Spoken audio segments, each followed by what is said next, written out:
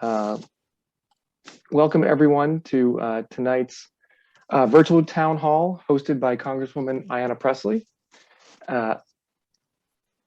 My name is Eric White. I have the honor to be the district director for Congresswoman Pressley here in the Boston office. Tonight we'll have a virtual town hall with Congresswoman Pressley and State Representative Mike Conley from Somerville. Before I turn it over to the Congresswoman and the representative for their opening statements, I want to make sure everyone who needs Spanish translation knows how to access it through the Zoom webinar. And if you don't mind making the announcement in English and Spanish so folks know how to use the translation services.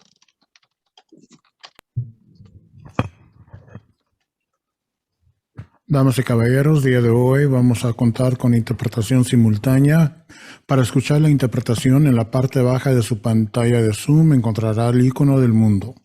Ahí selecciona el idioma que desea escuchar. Ahí en pantalla hay una imagen que le puede guiar un poquito también y esperamos que le guste la presentación día de hoy. Great. So now tonight, Congresswoman Pressley will provide a quick congressional update, and then we will try to answer as many questions as we can through the Q&A. Unfortunately, we will not be able to answer the more than 30 pre-submitted questions and the live questions that you post in the Q&A function tonight. But if you put your name against the question, we will do our best to answer every question that we get tonight following the town hall. So every question that comes in will get a response from our office if we cannot get to it tonight live. If you would like to contact our office, please visit our website at pressley.house.gov or call our district office directly at 617-850-0040. Again, that is pressley.house.gov or 617-850-0040. Now, it is my pleasure to introduce Representative Mike Conley.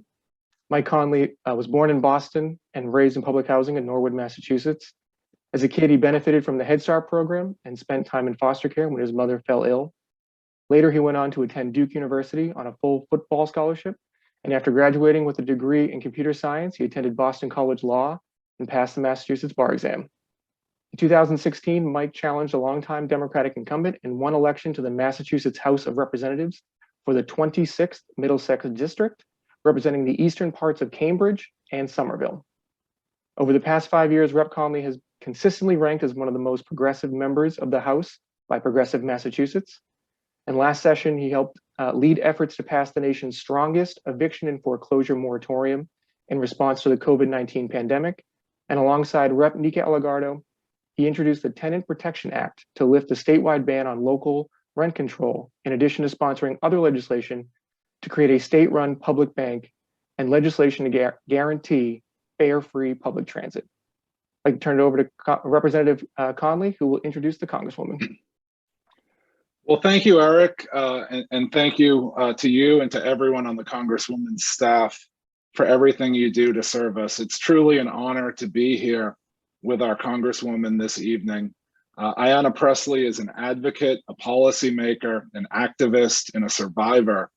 In 2018, she was elected to represent our 7th Congressional District in the U.S. House of Representatives, making her the first woman of color to be elected to Congress from the Commonwealth of Massachusetts. Congresswoman Pressley believes that the people closest to the pain should be closest to the power, and that a diversity of voices in the political process is essential to crafting more effective public policy. And on a personal note, it's really hard for me to express how grateful and how proud I am to be represented by Congresswoman Pressley. I think back to when I was in law school. I had just graduated law school, and it was around that time when President Obama had just been elected and the Democrats controlled the House and they controlled the Senate, and we were stuck in the middle of so many debates on healthcare. I was hoping that we could actually pass the public option for healthcare at the time. And as you recall, Democrats across the board wanted that, but they weren't able to get it through the legislative process. And the point of my story was I distinctly remember calling the offices of our Congress people, calling our senators literally on a daily basis, asking to see the sense of urgency, see leadership that reflected the palpable sense of urgency that I felt as an activist and as an organizer.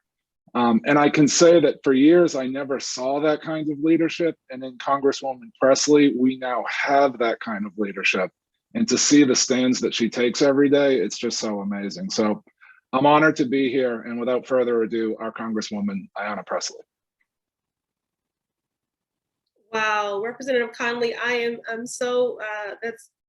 I'm very touched by those words and very humbled. And it's so appropriate that we would be partnering together in this town hall, which I do these once a month.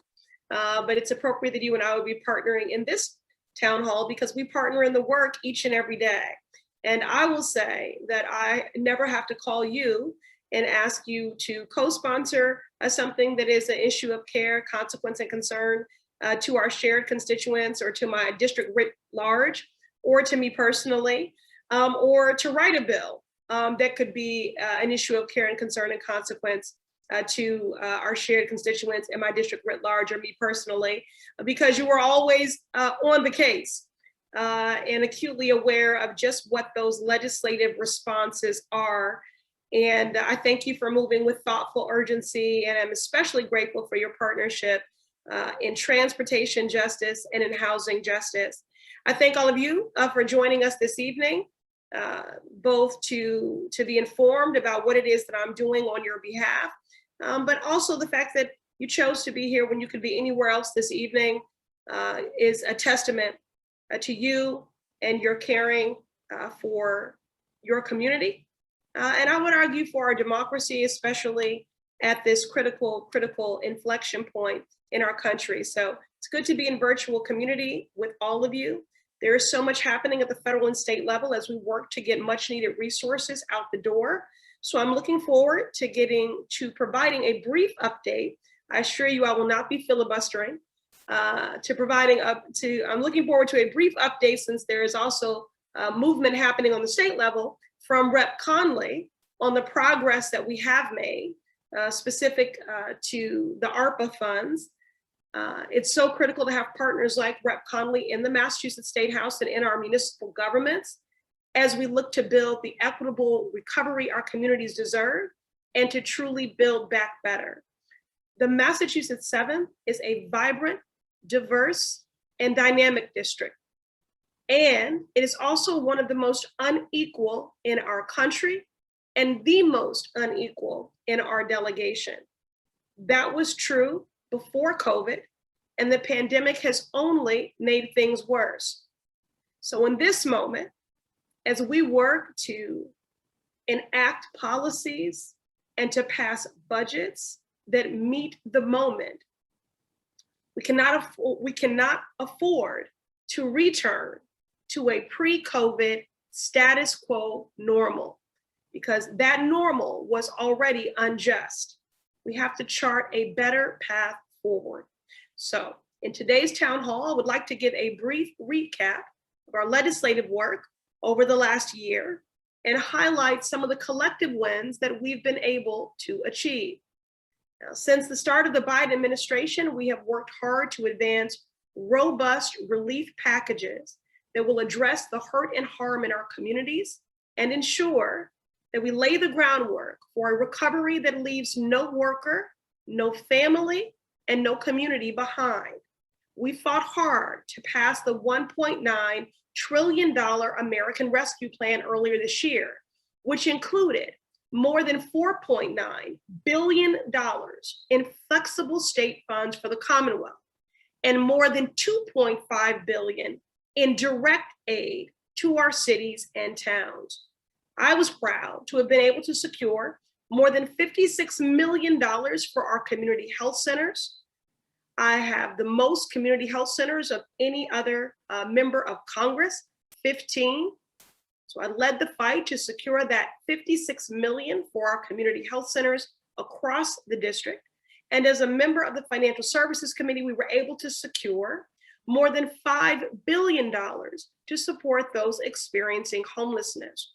We also provided $10 billion to to help homeowners behind on their mortgage and utility payments to avoid foreclosure and eviction, and more than $21 billion for the Emergency Rental Assistance Program, which has helped more than 80,000 renters in Massachusetts pay their rent and utility debt incurred during this pandemic.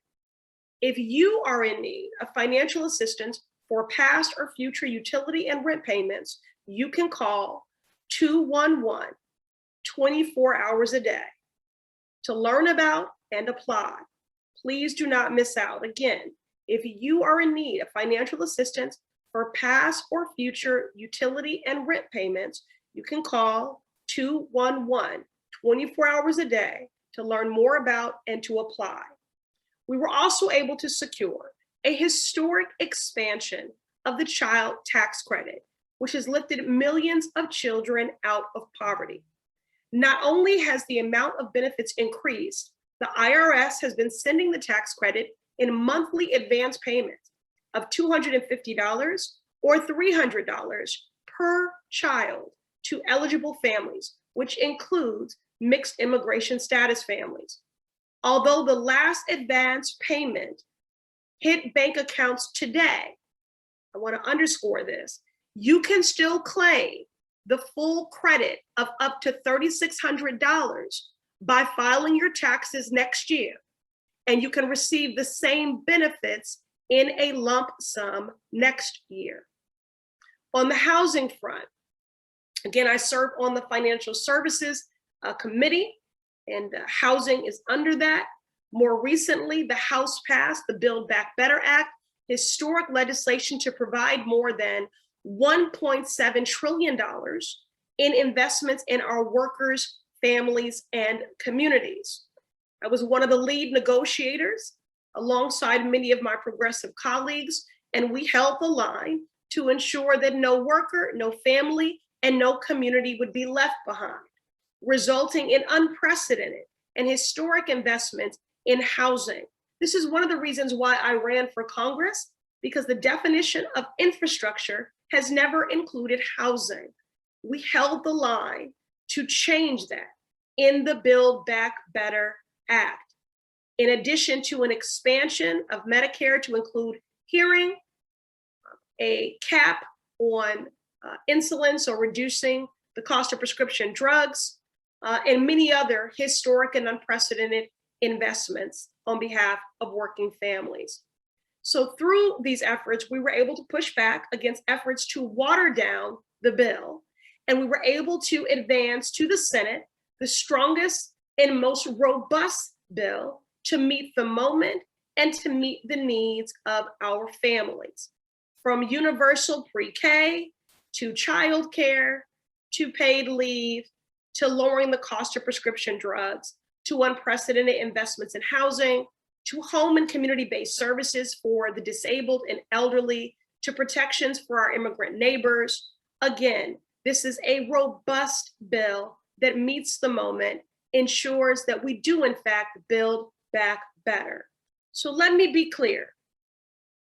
In recent hours, we have learned some incredibly frustrating news. Earlier today, we learned the Senate is now looking to delay consideration of the Build Back Better Act in order to pass voting rights legislation.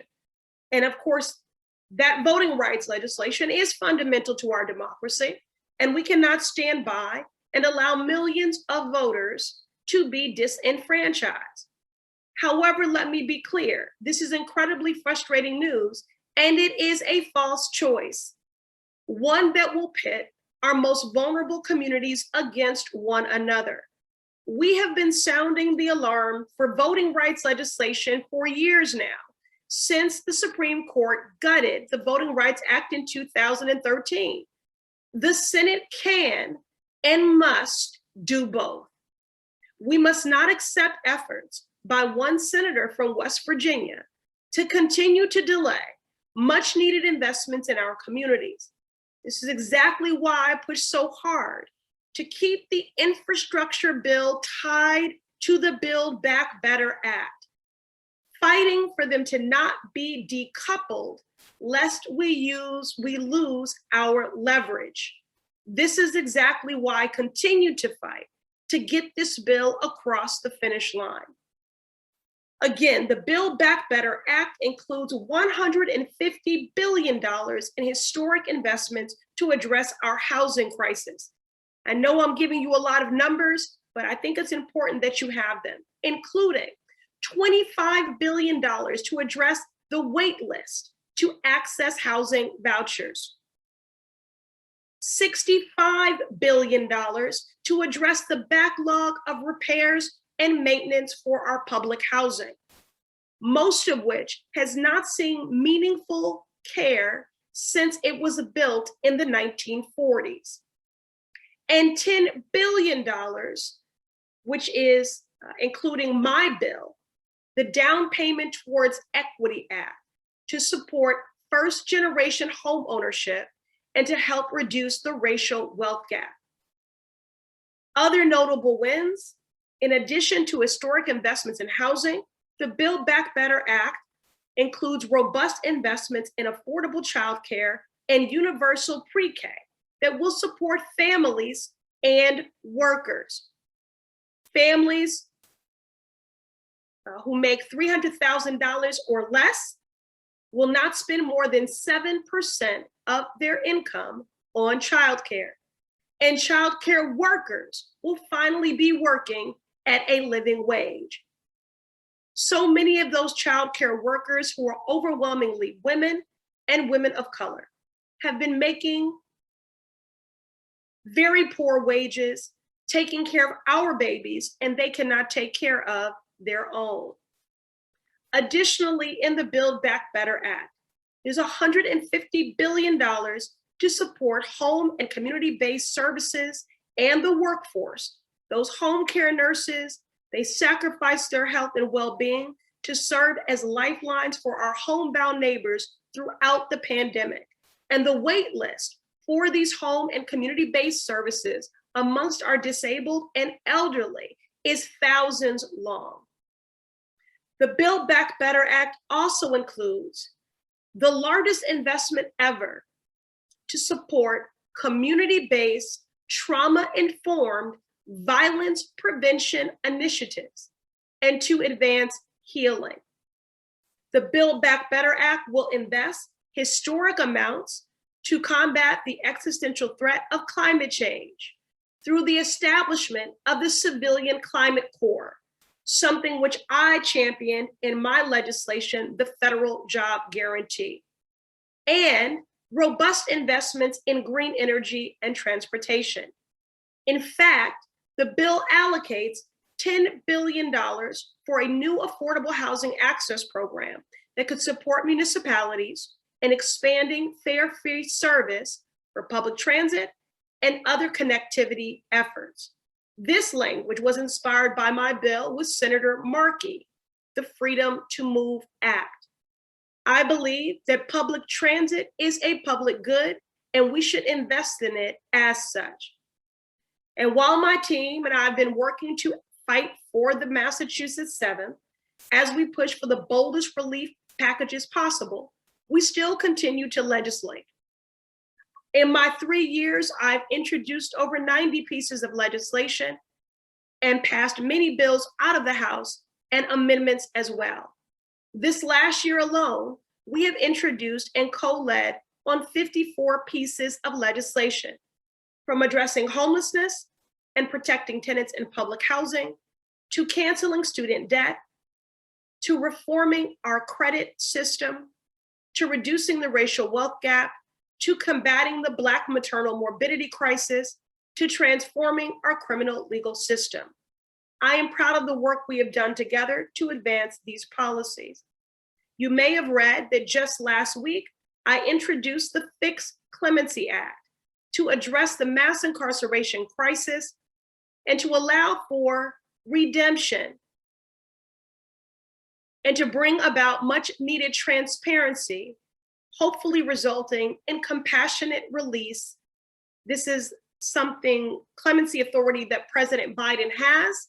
And so we are looking to strengthen his hand for compassionate release, to reduce the prison population, to address the crisis that is mass incarceration, there is currently a 15,000 long clemency application wait list of people waiting to be reviewed, and these applications waiting to be reviewed, and these are people's lives that we are talking about. I was also proud to see my bill, the Women's Health Protection Act, pass the House of Representatives. We need the Senate to take this up and get this bill to the president's desk for signature. The Women's Health Protection Act will codify Roe v. Wade, and it will ban the introduction of harmful state laws like what we see in Texas and Mississippi. The Women's Health Protection Act will codify Roe v. Wade and guarantee abortion care, which is health care for all. Earlier this year, I worked with Senator Durbin to introduce legislation to end the federal death penalty. This is important because under the Trump administration, we saw more people executed in the final days of his administration than have been executed in the last 6 decades. We need to pass this bill to ensure that future presidents cannot reinstate this.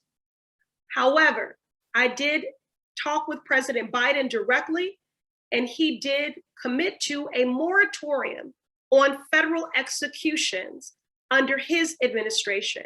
He gave me his word that no one would be executed by the federal government under his watch. I also introduced with Senators Warren and Leader Schumer a resolution calling on President Biden to cancel $50,000 by executive action in federal student loan debt. I did introduce a bill as well, but I do not believe that our families should continue to bear this burden of a nearly $2 trillion crisis when we can alleviate their hurt with the stroke of a pen. There are 855,000 federal borrowers alone in Massachusetts, saddled with a minimum of $30,000 worth of debt. This is a helpful strategy for recovery in this pandemic, and it is also an economic and racial justice issue. And we're making progress in that fight. I led the efforts to see a pause on student loan payments during this pandemic. Those payments are set to resume in February, but we're doing everything we can to advocate for the administration to not resume those payments, instead to cancel student debt. He has the authority to do it, and because of our advocacy, he has canceled debt for those who were victims of for-profit colleges. He's canceled debt for disabled veterans, and more recently, those who struggled to access relief through the Public Service Loan Forgiveness Program. But again, our work is far from finished. In less than 2 months, those student loan payments will resume. We're going to continue to push for the president to cancel student debt by $50,000 by executive action. So I know we've covered a lot of ground. We've shared a lot of data and a lot of numbers, and I am doing my best to speak slowly to support our interpreters here. So I thank you for bearing with us here. And I thank our interpreters for providing a translation for this evening.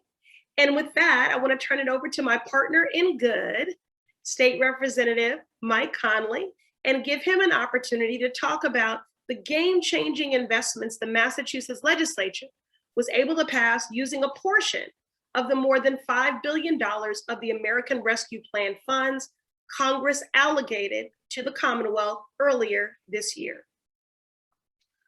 Well, thank you, Congresswoman Pressley, and that was such an incredible outline of the work that you've been doing. I'm so grateful for all of the things you're taking a stand on, particularly canceling student debt. It's so important.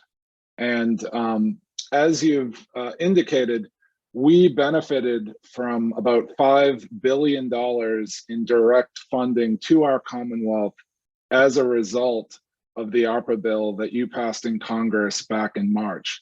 And we went about this a little bit differently than we did in previous legislation. Last year, you passed the CARES Act. At that point, given the state of the emergency, we allowed the governor a great deal of discretion in spending those funds. With these ARPA funds, we as the legislature wanted to return to our role doing appropriations. And so in June, we outlined a very involved process of public hearings with the Ways and Means Committee, as well as with our Joint Committee on Federal Relief, to hear from the public and to hear from advocates about how this money should be spent. So to break it down, we put the money in about 6 different buckets. We put $500 million towards hazard premium pay. And this is such an important investment. And I think as progressives, we should all be so encouraged by this decision. And what we said here was for those frontline workers, low income and middle income workers who showed up, this is before vaccines were even available, and they were out running the cashiers, doing the hard work on the front lines. We want to send those workers bonus checks of up to $2,000. And so $500 million in this bill will be dedicated to that. We've put $267 million toward economic development, $389 million toward education, $500 million toward strengthening the unemployment trust fund and reserve, $624 million toward investments in housing, and I'll jump into those housing investments more specifically in a moment, as well as $964 million toward healthcare, in particular, many of our community hospitals that are facing really a double whammy of both the pandemic and fiscal challenges that are making it difficult for them to even keep the doors open. So nearly $1 billion went to healthcare investments, and then $414 million on infrastructure. And what's interesting about how we handled this, we have also been running rather significant surpluses throughout the pandemic. And there's an interesting observation to be made there, because the fact that we're running surpluses is a product of the fact that some at the very top end of the economic spectrum have been doing better than ever. So we're actually seeing surprisingly good tax returns, I would suggest largely because at the high end, some folks are doing better than ever. And I think that's something that speaks to our need for economic justice.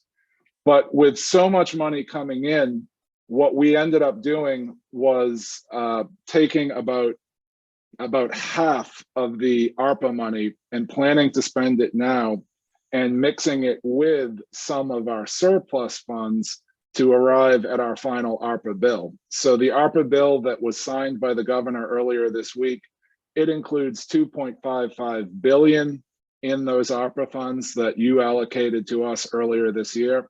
It also includes $1.45 billion from our fiscal 2021 state surplus tax revenue. And where that leaves us is that we still have $2.3 billion in federal ARPA funding held in reserve to deploy going forward. There are also, as you know, ARPA funds that are being distributed directly to the municipalities. So right now, here in Cambridge and over in Somerville and in municipalities around the Commonwealth, there are discussions and debates about how they'll use their ARPA funding.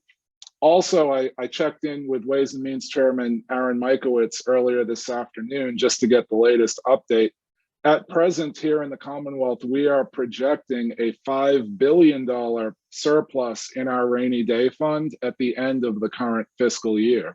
So that's in addition to the $2.3 billion that we have left over from the ARPA funding. And just some, before I dive into the housing stuff, just a few other notes on fiscal matters here in the Commonwealth. The FY23 budget process is about to get underway. So as folks are thinking about their priorities, now is a good time to start thinking about reaching out to your state rep and your state senator. And final word I'll say on fiscal matters is we in the legislature once again this session voted to send the Fair Share Amendment to the ballot in November. And as we think long-term, passing that Fair Share Amendment would be so important. Right now in the Commonwealth, we literally have a flat tax. And so that means the person mopping the floors, the person bagging the groceries, they're taxed at 5%. And the person who is trading stocks, and the person who is selling real estate, and the person who is playing with billion-dollar investments, here in the Commonwealth, their income is taxed at 5%.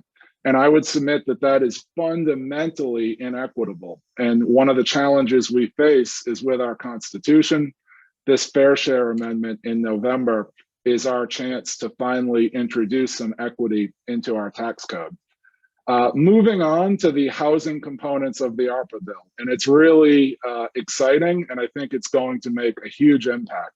As I mentioned a minute ago, overall, we are pouring $624 million into housing just through this first tranche of ARPA spending.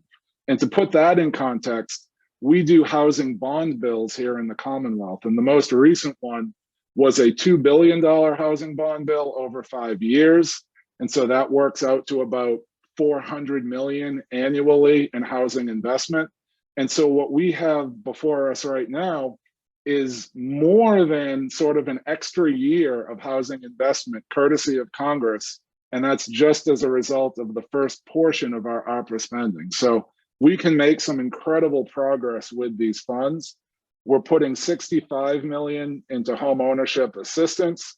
This will create and maintain home ownership opportunities for residents of municipalities that were disproportionately impacted by the pandemic. We're putting $115 million into the Commonwealth Builders Program. This will support the production of affordable housing in gateway cities, in the city of Boston, and in qualified census tracts. We're putting $115 million into rental housing production to support the production of affordable rental housing, again, in municipalities disproportionately impacted by the pandemic. And as we were working on these investments, that was a consistent theme that we had, was that we know that the pandemic impacted communities differently across the Commonwealth.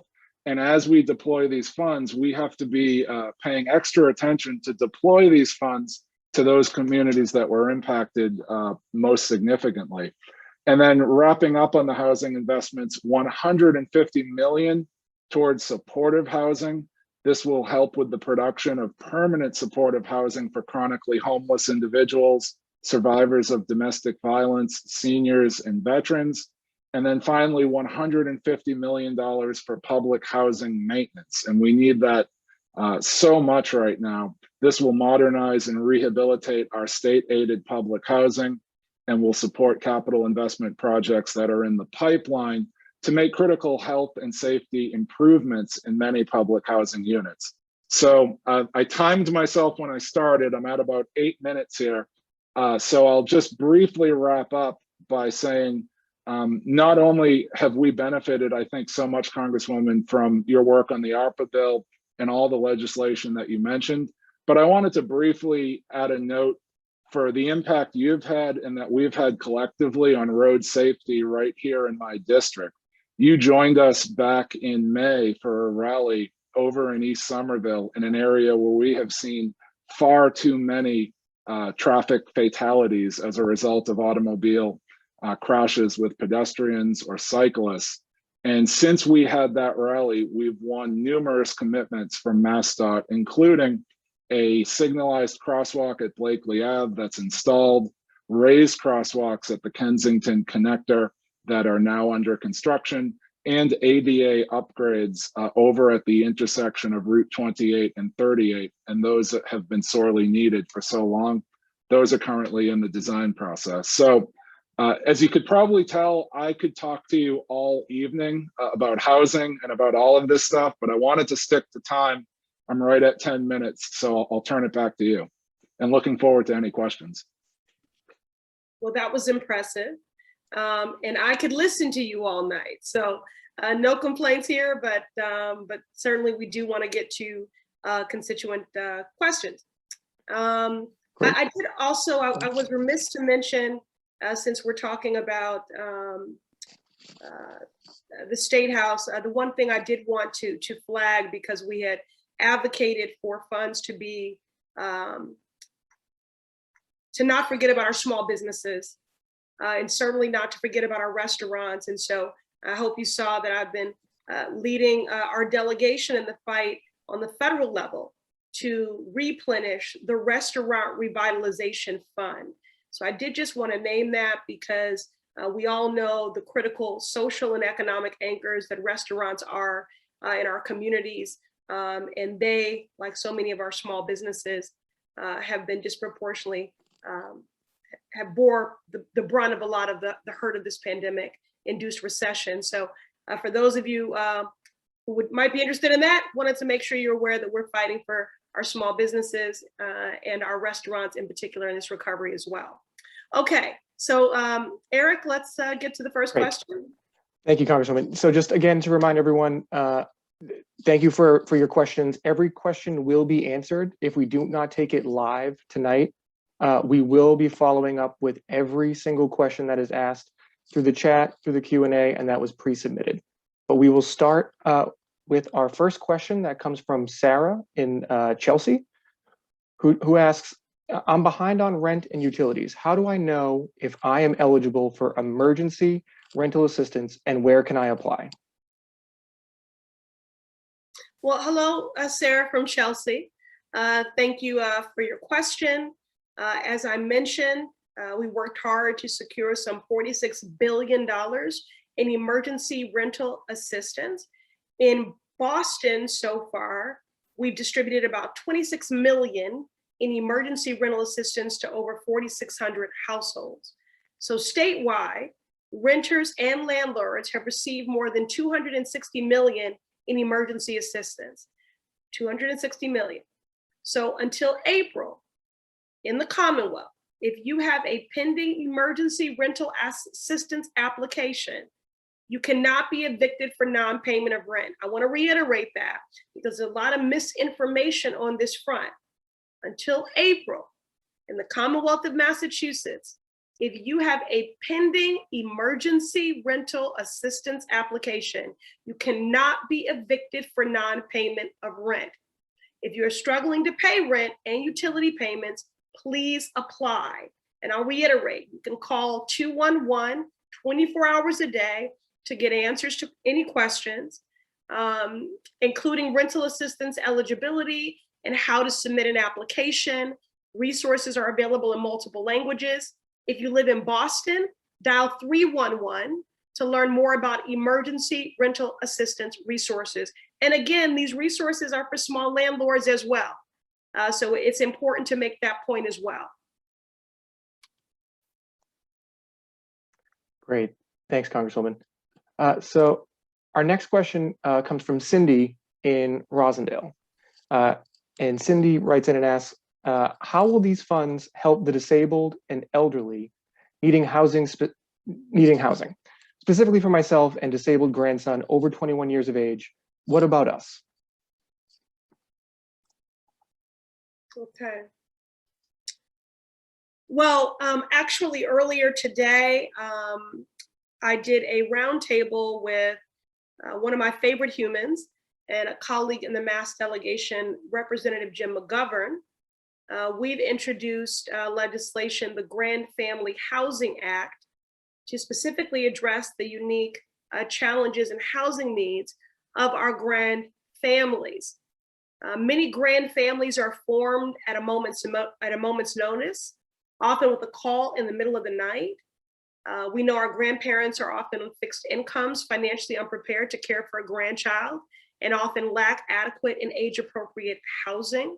The pandemic has really made a difficult situation even worse for our grand families, and we've seen our grand families grow because of the opioid epidemic, because of mass incarceration, because of unemployment, poverty, just disruptive life events. And so we've continued to see our grand family numbers grow. In fact, the number of families living in a multi-generational household has nearly quadrupled over the past decade, but only 1/3 of eligible grand families actually receive housing assistance. And then of course, we know that the majority of subsidized and market rate senior residences A lot of people don't realize this. They do not permit children to live in their buildings. So because of this, 50% of low-income renter grandparent-headed households spend more than half of their income on rent. And you know, you're really not supposed to spend more than 30%. But we know that this is a reality for many families, but especially our grand families. And so earlier today, Congressman McGovern and I, we sent a letter to the Appropriations Committee. These are the folks who are charged with writing our final bills, our funding bills, and we're asking them for $10 million for a new grand family housing program. And so really quickly, what this program would do is it would establish a pilot to modify and build appropriate housing and to fund residential coordinators to help grandparents navigate the unique challenges they face in raising grandchildren. In the Build Back Better Act, there's $2.5 billion for the Section 202 program. That is a program that had been lost in a sequester under the Obama administration. So we fought to bring that back. So we provide $2.5 billion for Section 202 housing for seniors, and then $1 billion for Section 811, which serves people with disabilities and seniors. So we're advocating for those investments. They are embedded in the Build Back Better Act, which is why we need to pass it in the Senate. And again, Congressman McGovern and I have introduced legislation specific to some of the unique challenges that you're facing as a grand family. I will also have my office follow up with you because there are some local support groups who can be a tremendous resource to you in managing some of the unique challenges that you're facing financially and otherwise. So we'll make sure that we get that information to you. And I would just add again, with the ARPA legislation that we were able to just pass, that supportive housing, $150 million is being immediately directed in that direction. And that will speak to the concerns of those who are chronically homeless, as well as investments in trying to make truly accessible housing. And on a broader note, I think the Congresswoman and all of us have worked so hard to really change the language around housing, to talk about it as in a matter of public health and to talk about it as infrastructure. And I think we've made progress with that. And now hopefully the money will follow the change of perspective. That's right. Yeah. Housing is health. It's social and economic mobility, and it is health. It is all those things. So thank you for your leadership, Rep. Conley, and thank you for the question. Great, thank you both. So our next question comes from Ronald in Boston, who says, you know, it's been so disturbing to see the Islamophobic attacks on Rep. Omar by your Republican colleagues. Thank you for your leadership on holding these members accountable, but what are the next steps on these efforts? Sure.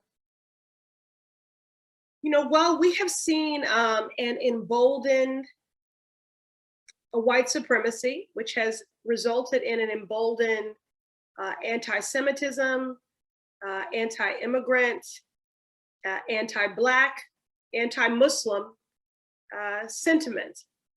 And I'm a firm believer that hate speech leads to hate violence. And when there are not consequences, we only serve to further embolden violence and to put people at risk. And we saw that certainly come to pass on January 6th.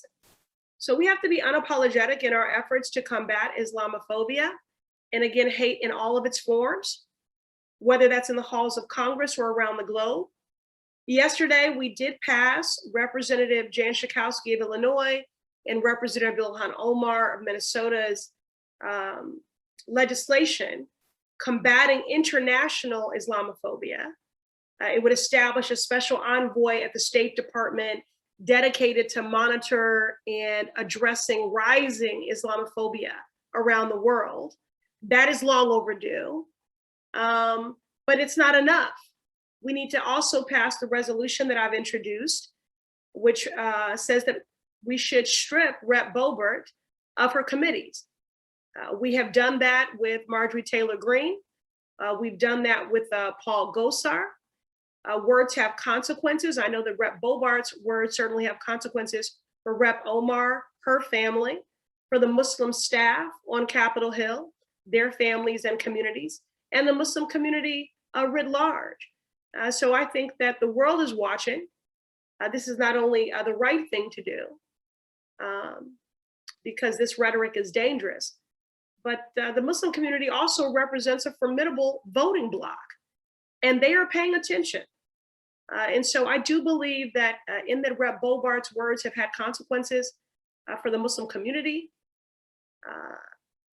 Those words should have consequences for her, and she should be stripped of her committee assignments. And so I continue to lobby for this bill to be brought to the floor, this resolution to be brought to the floor for a vote. If we don't act, then we are normalizing this kind of behavior. Thank you, Congresswoman. So our next question is about small businesses.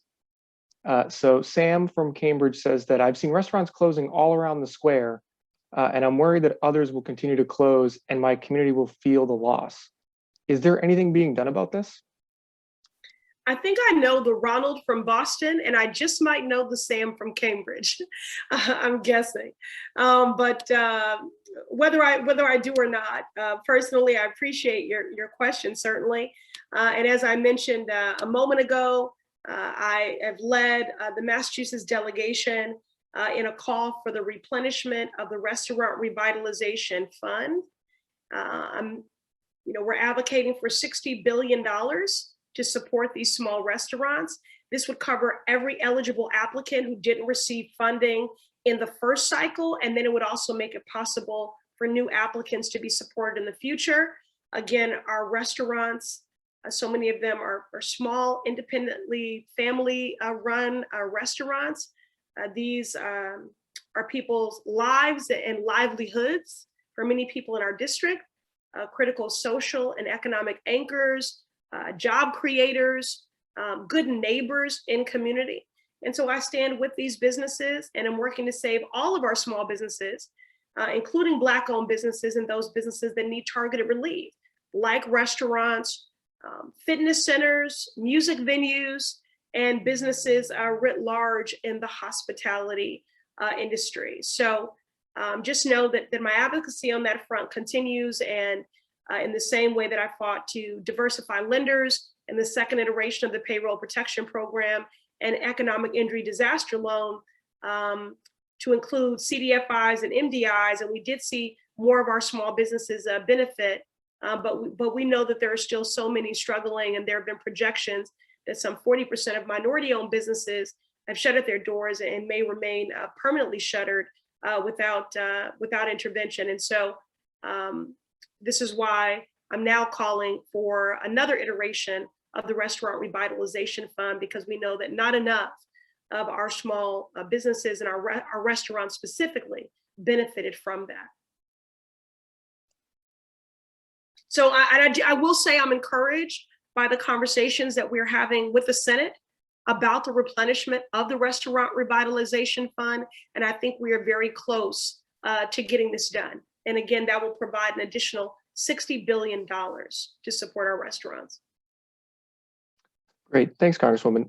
So we got a question come in for Rep. Conley in the hazard pay that you had mentioned in your presentation. So so Jeff asks, my wife and I have both been working since the pandemic begun. What do we need to do to get hazard pay that was mentioned in your presentation? Well, excellent question. Thank you for that. And actually, there was one veto to our ARPA bill that the governor signed on Monday. And the veto the governor issued was actually, from his perspective, intended to speed up the process of getting this hazard pay out the door. What the legislature did was suggest a rather large commission that would come together to help craft the details of how this program would get out the door. The governor decided to strip away this commission and to just task his administration with getting this program up and running to get the checks out as soon as possible. Certainly, I see strengths and weaknesses to both approaches, but I can appreciate the desire to just get this money out the door as soon as possible. So I think we as legislators will be watching closely and providing oversight as the governor structures the logistics of issuing the checks. But my recommendation would be to just stay tuned. I'm sure the governor will be saying more about this in the coming weeks. Great. Thank you, Representative. So our next question comes from Bessie in Boston, who submitted a question about supporting older caregivers for folks with Alzheimer's or other forms of dementia. So Bessie says, in the last year alone, more than 11 million caregivers of people with Alzheimer's provided an estimated 15.3 billion hours of unpaid care. Congresswoman, would you consider co-sponsoring the Alzheimer's Caregiver Support Act to provide grants to organize training and providing support services to unpaid caregivers? And as a follow-up, what else is Congress doing to support this critical workforce? It's a lot there. Yeah. Well, again, you know, it is not just a saying, it is something that I seek to practice every day. I believe the people closest to the pain should be the closest to the power, driving and informing the policy making. I seek to cooperatively govern with you, Bessie. So I appreciate your question very much. I will immediately look into this bill. I thank you for raising it. You are certainly closest to the pain on this. And so I thank you for being an advocate and for being my teacher about this bill and the unique challenges that it will address. When it comes to the issue of caregiving, I was a caregiver to my mother, may she rest in peace and power, in her battle with leukemia. And the fact remains that at some point, we will all need to be cared for or need to care for somebody in our family, which is why I fought so hard and held the line for paid leave, that 4 weeks of paid leave. Of course, we wanted 12, but to be included in the Build Back Better Act, because it is critical social and human infrastructure. Again, at some point, everyone will need to care for or be cared for by someone. So the Build Back Better Act includes an unprecedented $150 billion to reduce the wait list for in-home care services. And then again, because we don't want to sacrifice one for the other, meet the needs of families and leave the worker behind, it will also improve pay for these low-wage in-home care professionals. So I do believe, Bessie, that these resources can help families like yours and others get off the wait list, get connected to critical home health services. And these resources will also be available to then increase the wages of healthcare workers, who are overwhelmingly women, immigrant, and women of color. So we will absolutely look into the bill.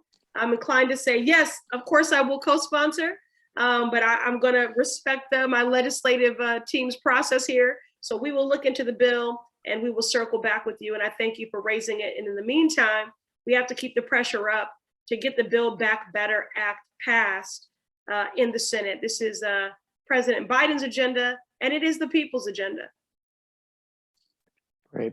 Thanks, Congresswoman. We'll get at least one more question. We'll try to get 2 more questions in. Again, if your question was not asked live tonight, you will get a response from the office. We will answer every question that comes in tonight, but we're going to try to get at least 2, maybe 2 in. So Margaret from Cambridge asks, what is Congress doing to create a pathway to citizenship for frontline and essential workers who are undocumented, asylum seekers, DACA and TPS recipients? The fear of deportation and stress that hangs over these families is enormous. Please make it happen. I agree with you, Margaret. And you know, people applauded essential workers. Many of them are immigrant neighbors who put their own lives in jeopardy during this pandemic. in roles that were critical to our taking care of our own families, and they put themselves in harm's way. And we applauded their labor, but we need to affirm that we value their lives. And our immigrant neighbors, many have been unjustly denied a pathway to citizenship for far too long. I don't just value the labor of our immigrant neighbors, I value their lives too. Many of them are frontline and essential workers. I value their lives, their labor, their families, and their mental health, and their right to live free from fear of deportation and free from the stress of family separation. It's why I've continued to lobby this administration to repeal Title 42. This is an unjust law and criminalizes our immigrant neighbors. It doesn't matter who the president is. The deportation of immigrants, such as the Haitian migrants at our southern border, is immoral and inhumane. I co-chair the Haiti Caucus, the Congressional Haiti Caucus, and I represent the third largest concentration of the Haitian diaspora in the country. And the Massachusetts 7th is a district that is also 40% foreign born. So this is an issue of great care and concern to me. So I continue to push this administration to halt these deportations, to provide humanitarian parole protections for families to apply for asylum, which, by the way, is a fundamental human right. I've been using my position on the Oversight Committee to demand an investigation and oversight into the inhumane treatment we saw, especially for Haitian migrants at the southern border. And then within the Build Back Better Act, again, which is why it's so important that it passes, it includes parole protections for our immigrant neighbors, to allow certain folks like DACA beneficiaries, TPS holders, certain essential workers and farm workers to apply for up to 10 years of protections from deportation. Also providing work authorization, so work permits, and eligibility for other benefits. So it's estimated that 7 million people would be eligible for those protections. So it falls short of the promise of a pathway to citizenship, but it does provide those critical protections for 10 years for those groups who I just outlined, and 7 million people would be eligible for those protections. So we need to pass the Build Back Better Act. And we need to repeal Title 42.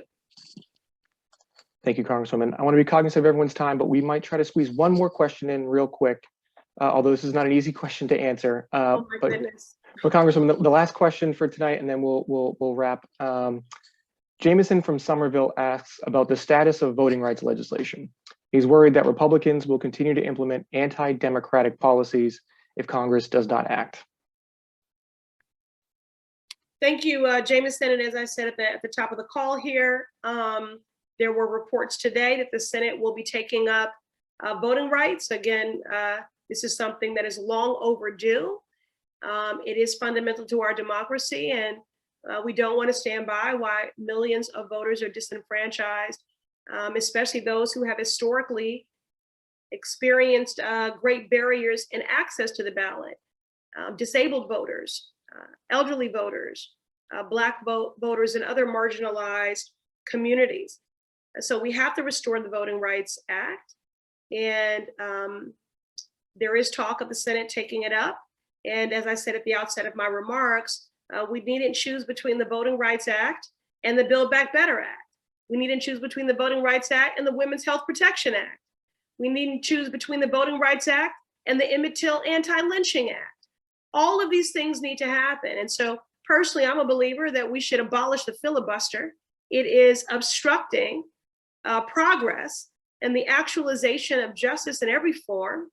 It is a barrier to progress and to meeting the needs of this democracy and every person who calls this country home.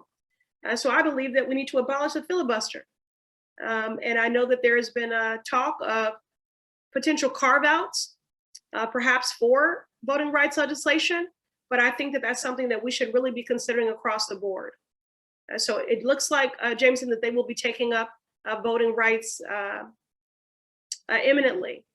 So I hope that that is true, because we certainly cannot out-organize this level of gerrymandering and voter suppression. We can't out-organize it. So we have to restore the Voting Rights Act. Great. Well, thank you, Congresswoman. I want to thank both you and Rep. Conley for joining us tonight. And if there's any closing statements you have, Congresswoman, we will end on that. I just want to be, mindful of everyone's time. So I just thank my partner in good for joining me, and thank you for your stewardship and your leadership at the State House on so many issues, but again, especially on transit and housing justice. I thank all of you for caring about your neighbor, your community, and our democracy, and joining us this evening when you could have been anywhere else. And again, if you need immediate help from housing to immigration, please do not hesitate to reach out to my district office. You can do that at presley.house.gov. Again, that's presley.house.gov, or by calling 617-850-0040. And we do these virtual town halls once a month. So I hope you will also continue to pay attention when we are promoting these so that you can get the most recent updates about what we're working on and what is happening in Congress. I do work in Washington, but I work for you, and I will never lose sight of that. So I look forward to seeing everyone in person real soon. Please remain vigilant in the midst of this pandemic. Stay safe, and I wish you a happy holiday season. And thank you to our interpreters. Thanks all.